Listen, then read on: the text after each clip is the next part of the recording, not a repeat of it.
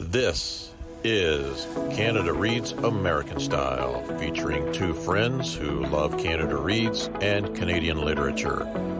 Welcome our host Rebecca from Michigan and Tara from Ontario. Hi everyone, it's Rebecca, and surprisingly, or maybe not, this is episode 99 of our podcast. So we are doing something a little bit interesting, I think. This was Tara's idea, and I'm going to let her explain what we're going to be working on today. Okay. So first off, I'm going to say that this was not my original idea. I actually stole it from Jolene of Bookworm Adventure Girl. So you can find her on Instagram and on YouTube. She does I think it was either last week, was it Rebecca, or 2 weeks ago, I'd watched one of her recent videos and she did a book pairing. No, it was a couple weeks ago, but she also just did another book pairing one. Yes. I think for women authors or something. I haven't listened to it yet, but yeah, she has that as well. Yeah, I just saw that now while we were doing our little technical difficulties. I saw that she had posted another one. So I was like, "Oh, I'll have to listen to that to see what her book pairing is." So anyway, sorry, there's some rambling. So Jolene, a Bookworm Adventure Girls on YouTube, and Rebecca's going to put the link to the video in our show notes. She did a book pairing, a nonfiction book paired with a fiction book. I thought it was a really cool idea, and I suggested to Rebecca that we try it because I would love to know. One, I wanted the fun of picking, doing a pairing myself, but I also wanted to hear what Rebecca would pair together. Yeah, well, I'm excited. Yeah, I'm excited about this. I thought it was a great idea for our episode 99, as I said. And we did start the podcast with some technical difficulties. So I'm going to try and just do some Zen calming. Just talking about books. That's all Absolutely. we're doing. Absolutely. So I think we'll let you're going to start, right? Okay, I will start. What's funny is when I first heard Jolene do this, I'm like, oh my God, that sounds so fun. Bam, bam, easy peasy. It was not as easy as I thought it was going to be when I actually sat down to do it. So maybe my process, I don't know what Jolene's process was like. Mine was I went through my nonfiction books that I've read over the last year or so, chose one that I really wanted to highlight, and then decided to choose a fiction book that kind of to pair with it. And it was a little more difficult than I thought, but I actually really enjoyed the process. So enough of that. Yeah, I kind of did it the same way too. Yeah. I actually had a nonfiction title that I wanted to promote. So that one I just thought of it immediately. But yeah, it was kind of an interesting challenge to find something that would pair with it. So yeah. Did you find it difficult to find a fiction book to pair with it? It did in a way. But then when I finally realized what I wanted to talk about, again, it was a book that these are two books that I'll talk about that I haven't mentioned, really talked about at all before. So that's why I was really looking for that, trying to find things that I haven't talked about in the past. Yeah. Yeah. Well, I have Sheila Rogers to thank for my fiction pairing. Awesome. Because I was listening to a recent episode of an interview that she did with the author, and I was like, that book sounds like it would be perfect to go with my nonfiction book. So I actually broke my book budget for the month and ran out and bought it and read it recently, and it was an excellent book. So anyways, on to my pairing. So my nonfiction book is a few years old. It was published in 2019. And it is A Mind Spread Out on the Ground by Alicia Elliott. So Alicia Elliott is an Indigenous author from Six Nations here in Ontario, so from the Haudenosaunee. And this book is a collection of essays. I found here I'm going to find my notes. And Tanya Talaga, who's the author of Seven Fallen Feathers, Racism, Death, and Hard Truths in a Northern City, who Rebecca did an interview with, and it's a wonderful one, and you can find it on episode 35. I just did a shameless plug for you, Rebecca, because that was a really great interview. And let me just say, too, to this day, after episode, again, 99 or 98 episodes, it is our number one most downloaded and listened to podcast, is the one with Tanya, Yeah, it's a great one. And she did a little blurb on the book. And she described it as a collection of, and here starts the quote, engagingly thoughtful, painfully poignant, and engaging essays on race, love, and belonging. And I'm like, that is a perfect description of it.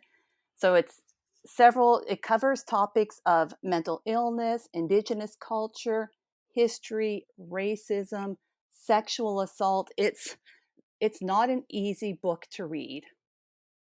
But Elliott is a beautiful writer. Her writing is fierce, it's witty. She's got these metaphors that she's pulled out, and I'm just amazed at some of them when I was reading it. So it's not easy reading, and you feel uncomfortable at times, but you know that it's something that you should be reading. And at the same time, you also really enjoy the reading experience because she is that good. Her writing is that good. Yeah. I've seen a number of people I think it's been out for a couple of years, I think, Yeah. right? Yeah. And I've seen other people recommend it, and it's on my long list of to be read. So, yeah. Yeah. It's worth it. I picked it up from the library this week in preparation for this episode and started flipping through it again. I was like, oh my God, that was such a good essay. She's amazing. She's a great writer. And some of her essays too in the writing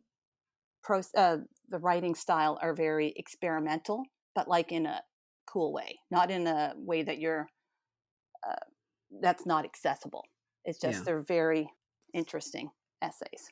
Oh, I think it's an excellent choice. Excellent choice. Thank Yeah. you. Thank you. And so then that book was published in 2019. For my fiction book that I'm pairing with it, I'm choosing a new book that was just published in March of this year. And it is Daughters of the Deer by Danielle. So Danielle is also an Indigenous writer. This book is a historical fiction. It takes place in the 17th century in New France, which we now know as Quebec. And it is the story of an Indigenous woman, Marie, who feels compelled to marry a white settler in order to protect her tribe. And it's the story of her and then their two-spirited daughter, Jean. And it is a beautiful story. Again, it covers a lot of the same issues that Alicia Elliott covers in her essays, which is interesting when one is set in the 1600s and the other one is written in 2019. But it's beautiful. Her characters are amazing. Not only the two main women, but even her portrayal of Marie's husband, I believe he's Irish, that she marries. And her family. It's just a really beautiful book, and I loved it. And you said in your Instagram post, I think that there's romance. So is this Yeah. this is a relationship that was a good relationship for her in a sense, with this white settler? Is that kind of, It or? ends up being a good relationship, but Mhm. it is not one that she would have willingly chosen. Yeah. She was, I don't want to use the word forced because she was not physically forced to marry him, but she felt compelled by her obligations to her tribe to marry Yeah. him for the safety of her tribe. They were being attacked by settlers and also by the Iroquois. So they were hoping that by the Indigenous women marrying white settlers, they would be given more security. Yeah, that one sounded fantastic. Yeah. When you first told me that you were going to be reading that one, I looked it up and I thought, uh-oh, it looked Yeah. it looked a little challenging to me in some ways. I don't know why. But when I saw your post, I thought, oh my gosh, it's definitely going on my list. It sounds Yeah. fantastic. Yeah. Yeah. And the writing again was beautiful. Like it was not a difficult book to read in the best possible way. And I'm not saying that it was a simple book because it wasn't. Yeah. It was just that her writing was perfect in order to get the meaning and get across her message and the story. And I should say too, the reason I think sometimes things seem challenging to me Mhm. is I know it's that historical perspective that I don't know, it's some, and then if it's a long history of a family, because you were saying recently, you were telling me how you like sort of family, sort of epic, Yeah, generational stories. And yeah. I was trying to think and I thought, oh my gosh, I don't really think I read those. I couldn't really even think of something that I had read that maybe is like a sweeping story of a family Yeah. generationally. And I think that's a hang up of mine. So I have to get over that for sure. Oh, Yeah. yeah. Well, you know what? You don't even have to worry about that with this book. So even though it's two generations, Oh, it's only two. Oh, it's okay. only two. Oh, And it's so okay. the mother, Marie, it starts out, I think the first year is 1657. I should be able to check right here in my book. And then it jumps ahead about 20 years to 1675. Okay. Yes, so 1657 and 58. And then I think it's 1675 is the second half of the book. So you get the daughter's story, Okay. but with her parents still involved. So it doesn't Okay. seem like this epic story. Okay, good. I'm Yeah. I'm probably confusing it with what the other book that you just recently read, I think. That I Oh, think there yes. was The one. Yeah. Okay, yeah, so all right, that's good. Well, this one yeah, definitely is going to go on my list. It sounds fantastic. yeah. It's So, beautiful. I highly recommend it. I loved it even more than I thought I would. yeah. I really enjoyed it, and in pairing it with Alicia Elliott's book, it's funny how so even though this takes place in the 17th century, how those issues have carried on 400 years later. Mm, Or oh my gosh, is yeah. it almost 500? Is my math? No, 400. Um, yeah, like with colonialism, racism, of course, I just had another word in my mind and it's totally gone. Sorry, Rebecca. Oh, missing and murdered Indigenous women. Oh, yeah. It's all here. Two spirit characters. It's it's the same story that we're getting now, but you're getting the historical context for it almost. Yeah. Yeah. Gosh. Yeah.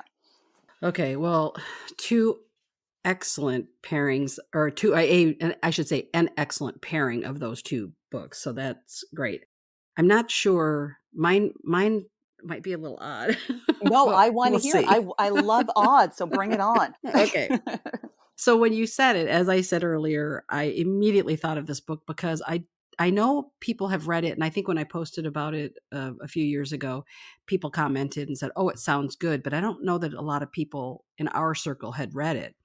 But the book, my nonfiction title that I selected is The Five: The Untold Lives of the Women Killed by Jack the Ripper. And it was written by historian Hallie Rubenhold, and it was published in 2019, as your book was as well. Hmm.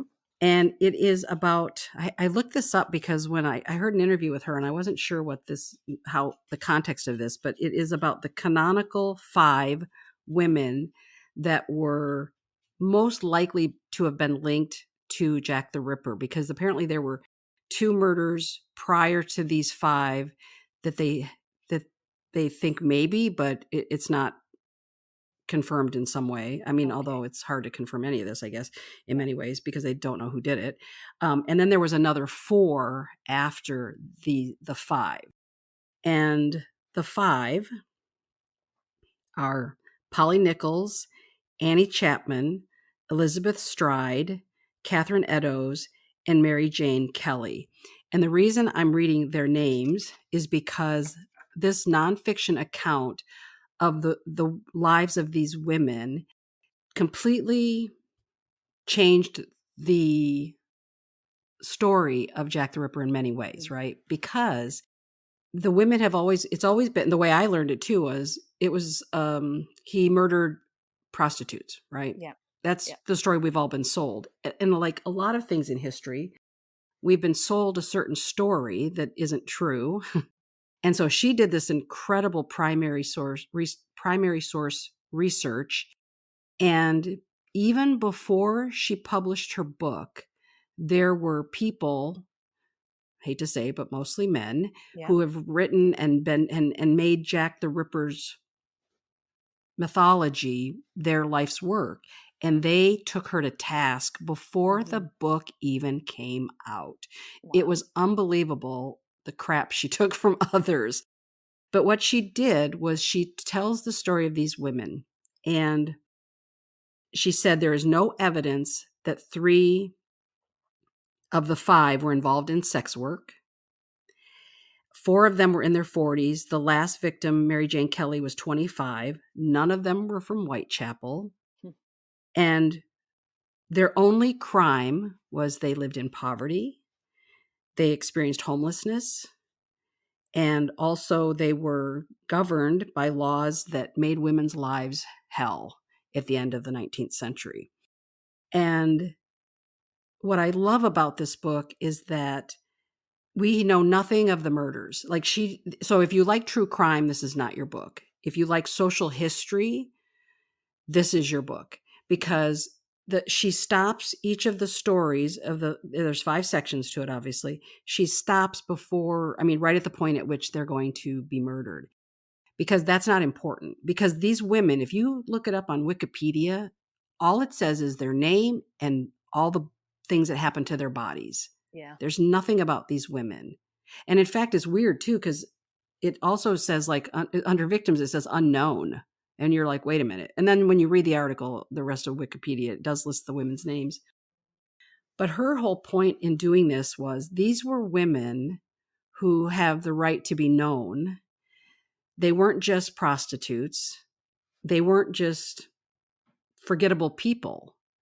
They had lives. And she goes in and you start to learn about, they were married, they were widowed, they may be remarried or hooked up with a man to be safe, because some of them, because they were experiencing homelessness or addiction, they were safer being connected to a man. Even if the man didn't treat them so well, they were still connected and had some safety because they weren't just living on their own.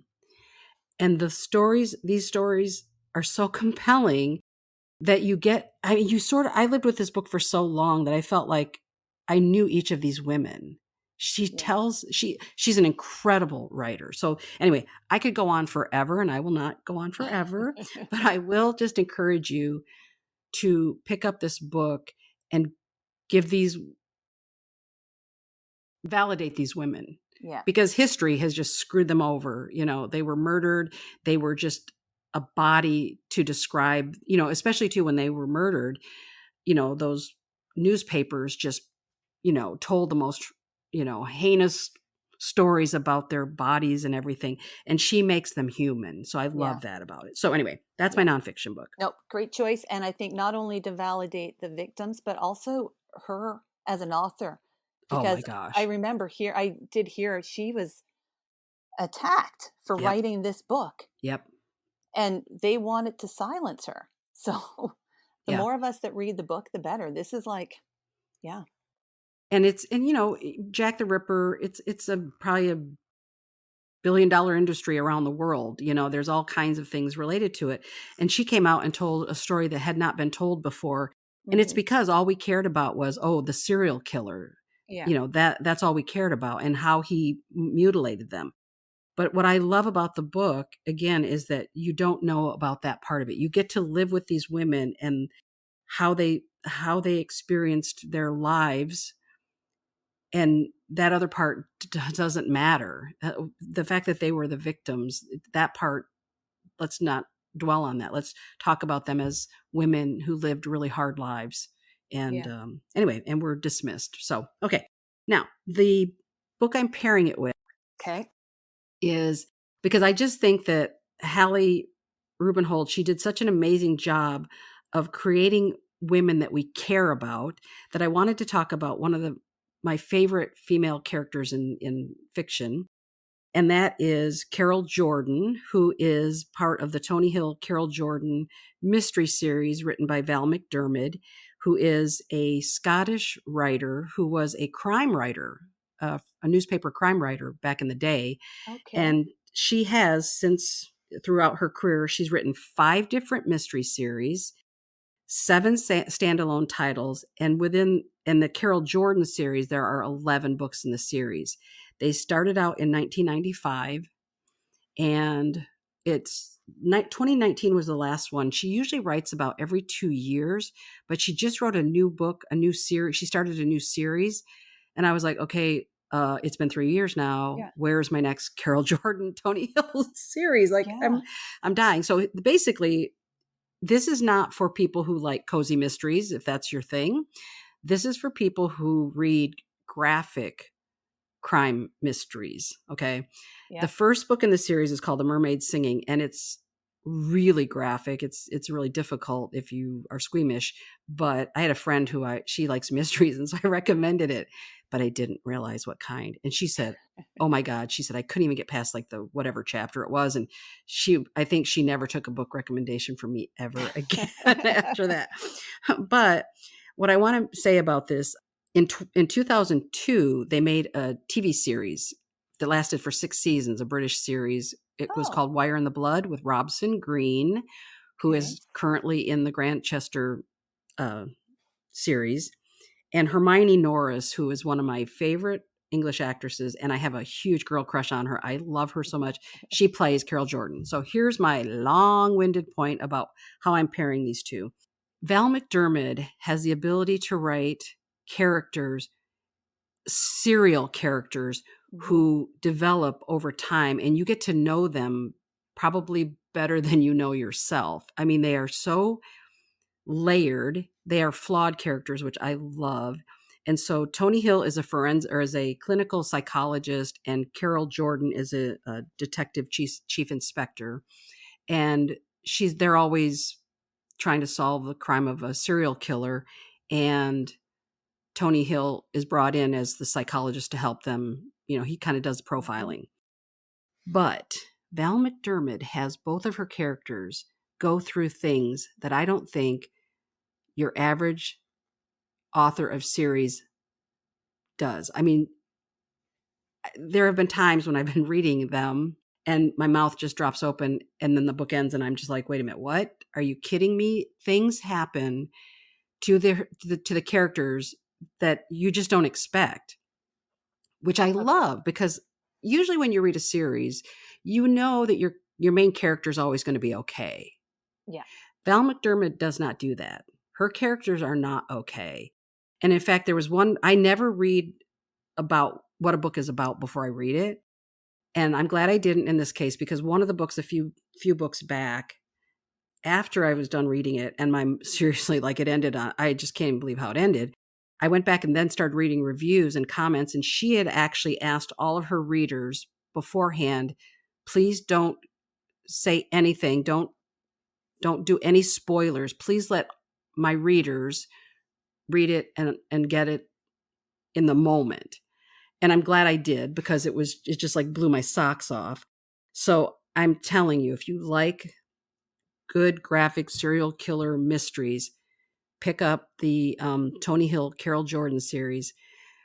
But the thing I keep kind of jumping all over the place because there's just a million things I want to say. But Carol Jordan, the character, she is one of the most deeply flawed female characters that is so well developed that I ache for her when I'm reading it. She just can't get things together.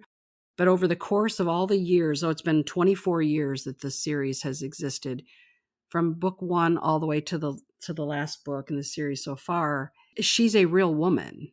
And that's why I was thinking that's how that's how my pairing is that Rubenhold was able to tell us who these women were, and Val McDermid tells us who Carol Jordan is in this profound, beautiful, painful way. So yeah, that's my pairing. Sign me up. I'm convinced. Yeah. I've not heard of this author. I know. That is what gets me, is that and people, I read these books. She's been around for a really long time. And as I said, she has all these books, all these series, and they're graphic. So I don't know if people steer clear of them for that. And the only reason I picked it up was, quite frankly, I saw the TV series back in 2002 when it started. And I actually own the series on DVD. I fell in love with the characters in the show. And so I immediately started reading the books. And the books, of course, are always way better than, movies or TV. Yeah. So that's what I'm saying, is that Val McDermid's ability to create pain and angst and trauma and put it in a way that you want to read it is just a gift. I think she's incredible. Okay, I'm getting it from the library. I don't know why I Yeah. haven't found this before. Yeah. That is okay. You and I seem to like painful books. This is Yeah, we do. and what I found really cool. Okay, so we did not discuss our book pairings beforehand. Mhm. Like we didn't discuss and coordinate. All 4 of our books are written by women with strong female characters. Wow. Right? There I you know. go. Yep. Yep. Having said that though, I'm going to go back to my book. Sure. I'm going to go back to Daughters of the Deer because I of course love the 2 main women, Marie and Jean, but I want to shout out also to her Danielle when she wrote, so Pierre is the man that Marie marries, a white settler, Catholic, highly religious. She did an amazing job with him because you want to not like him. Like I Mhm. was expecting to not like him right from the beginning because he wanted to marry Marie. She did not want to marry him. She told him she would marry him, not wanting to, but she was going to do it. And he was still fine with that. So I'm like, I don't like this guy. Why do you want someone to marry you even though they don't want to? Like, why are you okay with that? I was prepared to not like him. Yeah. But she showed his struggle with his faith and with the struggle between his faith and his love for his family, because they Mm. do end up being a family, and he loves his wife and his daughter dearly, and he saw how his society and his faith was mistreating them. Ooh. And I know, and I'm like, I was expecting to love the female characters. I was not expecting to love him, and I also loved him.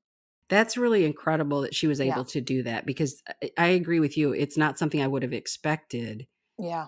So that's Now there are incredible. male characters you will hate, Yeah. and that's good. That's okay. Yeah. Yeah. Well, it Yeah. kind of reminds me of The Seed Keeper because it was the same thing where it was an indigenous woman who ends up marrying a white man.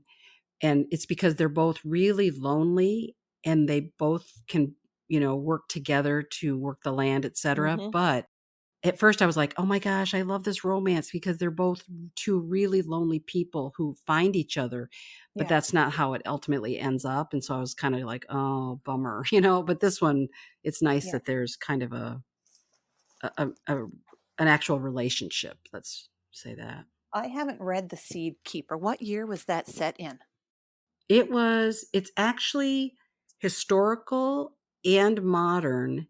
It was so beautiful. It was my favorite book was it last year? I can't remember I now. think it was last year, and I still haven't read it yet. But it's funny because for Pairing, people said, some reviews had said that, what's that one that you've read? Oh, Braiding Sweetgrass. Yes. They Yes. said that if Braiding Sweetgrass had been fictional, it would have been The Seed Keeper. So Yeah. I think that had I read Braiding Sweetgrass, maybe that would have been my pairing, interestingly enough. But yeah, so The Seed Keeper, that one, of course, I continue to recommend to people. Jolene, thank you for giving us a really cool challenge to work with. I thought that was really fun. That was fun. We should do it again sometime. Yeah, I like that kind of thinking. And interestingly too, I just realized that both of my authors, yours were both Canadian authors, Indigenous authors, and mine, I had English and Scottish. So I was in the UK. So there you go. I like the balance. Yeah, I do too. Yeah. I wanted to throw something out at you. Okay. We kind of talked about it, but not in great detail. But I wanted to ask you how you rate books because I see people all the time, whether it's on Instagram or on Goodreads, and we're giving it how many stars or whatever out of 5 usually. And I was listening to a podcast recently where these 2 guys were talking about, one of them gave it, what did I tell you? It was like 4.25. Oh, yeah. And then the other one had given it like a 4.1 or something. And I went, okay, come on. Like, really? Anyway, so then it made me start thinking like, well, how do you rate your book? So how do you decide how many stars you give a book? Okay. I don't use a star system. Oh. Yes, I used to. So I only rate my books. I don't go on Goodreads anymore. I haven't been on for a couple of years just because I was spending too much time on Goodreads looking at other books and not actually reading. So Yeah. I got away from Goodreads. So I just keep like a paper book journal. Hmm. So, and in that, I do rate each book that I read. And I used to do a star one because that's everything I'd heard was a star rating system. Hmm. But then I was like, 2.5 stars, 3. I didn't know. I wasn't really happy with the star rating system. Hmm. I don't know where I got this from. I feel like I heard this on a podcast or somewhere. I give it a grade, like a letter Oh, grade. yeah. So, because then I find you have like your A, but you have like an A plus or an A minus. You know what I mean? Like I just found to me, it just made Oh. more sense. I'm like, sometimes a book is an A, like a good solid A. And sometimes you're like, it's almost an A, but not quite. So I find it has more flexibility than a star system. I love this. Right? And then you can give it like an A plus is like a book that I will never forget is an A Yeah. plus. You Yeah. can even throw in an extra plus. What the heck? It's your, like it's my book. If I want to throw in like 2 pluses, I've sometimes given a B, and a B is like for a mediocre book that I was just like, well, that was a fine read. Like it didn't wow me, but I'm not disappointed that I read it. Yeah. Have I given a C? I don't think so, because I'm at the point now where I will, if I'm not enjoying a book Hmm. if it's a chore to read a book, I will stop reading the book. Yeah. And then I just call it a DNF, did not finish. So I won't bother give it a letter grade. I won't Okay. even like it. I guess potentially it could be an F, but it didn't really fail because I didn't finish it. Hmm. So I haven't gone below a B. I may have given a B minus, but that's how I do it. Can I steal your system? Because I Yes. love that. Yes. Okay. I'm all over that. So from Yep. now on, when I rate a book on Instagram, I'm going to give it, Yeah. well, plus when I write it down too. But see, I keep track of all my books in Goodreads, which only gives you 1 through 5. In Yes. fact, they don't even give Yeah. you a 0 or something like Yeah. a DNF or something. Yeah. I can't believe Goodreads has been around as long as it has, and it doesn't have a better system for Yep. rating The because rating system hasn't changed since it first started. yeah, Yeah. it's ridiculous too because I think it needs a DNF. I think people need to know. I think it would be Yeah. interesting to know, hey, if somebody started it, how many people started it and didn't finish it? You know what I mean? Yeah. So I think that would be interesting. But I get stuck on too many books get a 5 in my mind. And that's Yes. why I love this A and B and everything. Oh my gosh, Yeah. I'm totally going to switch. But what I've done is I always say it like this. If there's a book that I would recommend to every single human being I know, then I give it a 5 because I loved it so much that I think everyone would benefit from reading it. And I'm Yeah. not going to lie. I have a lot of 5s. Yeah. I give a lot of 5s because I just think and it's a wide variety of books, right? I mean, it's like Yeah. I think of a million different ones I've given 5s to. Yeah. I have 2. Yeah. Yeah. Yeah, and so anyway, and then a 4 for me is a 4 that I go, I really liked it, but I don't think this Mhm. is a book for everybody. Like, I Yeah. don't know that everybody would like this book. I like it maybe because, I like a lot of some weird things, right? Yeah. And then a 3 is because I feel the way you do about authors in terms of they work really hard, and I'm never going to write a book. I don't have that kind of talent. And the fact that they were able to write a book, I don't think anyone should really get below a 3. So a Mhm. 3 for me would be sort of like, yeah, it was okay, but I have to honor you because you did write it. Yeah. You know what I mean? I mean, really. And then but because I'm stuck with whole numbers, Yeah. that's why there's no shading of it. No, there's no Yeah. grading to it. It's just hard, whole numbers. Yeah. And I have had a couple twos. I went back and looked, and I haven't had a couple twos. I was going to say, I think you're being generous with your 3s, actually, with your 3 stars. Oh, you If think it's so? like a book that you were like about, because for me, even 3 stars is not bad for a book. Like if I go on Goodreads and see a book that's start rated, well, maybe like 3.5 stars, I'm like Yeah. still like, yeah, I'll give it a chance. Yeah. Yeah. No, I really, if I I usually look for seriously with Yeah, Goodreads because I know, there's just such a wide variety of people's opinions about books. I yeah, sort of feel like if it's a 4.5, I feel like I'm going to like it. yeah. But something under that, I just sort of kind of go, I'm not so sure. Oh, But I have interesting. given a couple of 2s, and I've actually, I think, given a picture book a 2 because there Oh, have been some picture books that I thought, okay, like whether it's the text and the illustrations didn't go well, or I yeah, felt like they just completely missed the boat or whatever. I don't know, but I don't like my rating system, which is why I wanted to ask the question. And I'm hearing your system for the first time ever, and I'm loving it, and I'm going to start doing it. So yeah. thank you. This You're was welcome. like fantastic to know this. You're welcome. I When you first mentioned that you were like, "Oh, let's also discuss this," and I'm like, "Yes, let's." Because I'm like, I haven't told anyone. Not that it's like a big secret. It's not that I haven't kept it a secret. No one else has asked. Okay, let's be honest. No one else has asked me, Tara, how do you rate your books? It doesn't happen in my life. It just, except for you, Rebecca. But No one else asked me. But interestingly, though, seriously, I don't know anyone else that does it the way you do it because everybody gives like stars and they'll even do like Yeah. 4.5 stars or something. But your system makes so much sense because it gives you so much more latitude to Yes. be able to really think about it. And Yeah. so, And everyone kind of knows what a B is, yeah, right? Like for mhm, everyone, B is kind of, you can yeah, say someone is a B or they got a B doing something, and everyone's like, oh, yeah, well, that's a good yeah, job. exactly. Not bad. Yeah, Yeah. I don't know. I feel like I don't think I just thought this up myself. I will swear that I heard it somewhere, that yeah, someone on a podcast, a book podcast, mentioned it. And I went, same as you, I went, that sounds good. I'm yeah. going to try that.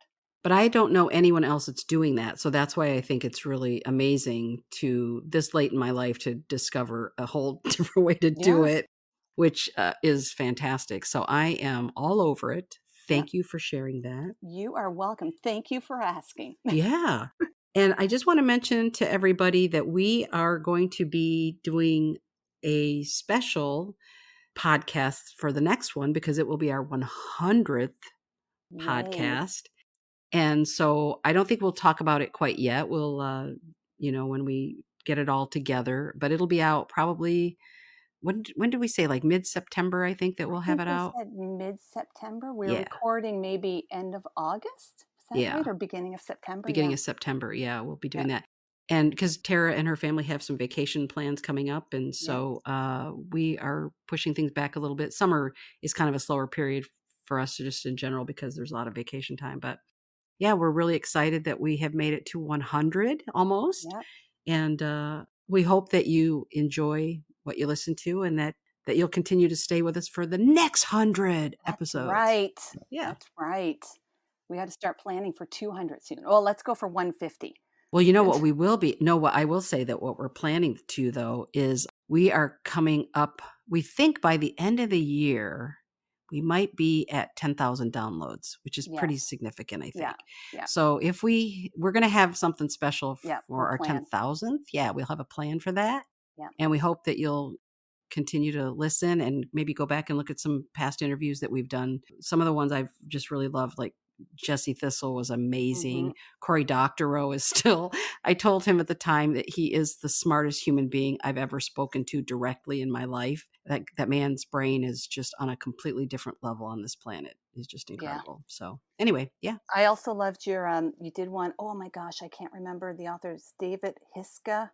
Oh, yeah, David Heska Wanbley Wyden. Oh my gosh, Yes, that was one that of my was favorites. amazing. Yeah, that was Yeah, a great interview. Yeah, for Winter Counts. He's an That's it. incredible, he's an Yeah. incredible author as well. So yeah, so if you haven't heard those, we encourage you to go back and listen to those as well. So Yeah. all right. And join us for episode 100. Woohoo! Woo-hoo! Thank you for joining us on our bookish journey. If you enjoyed this episode, please consider subscribing, rating, and reviewing Canada Reads American Style wherever you listen. You can connect with the podcast and Rebecca on Instagram at Canada Reads American Style and with Tara at On a Branch Reads. Until next time, keep reading.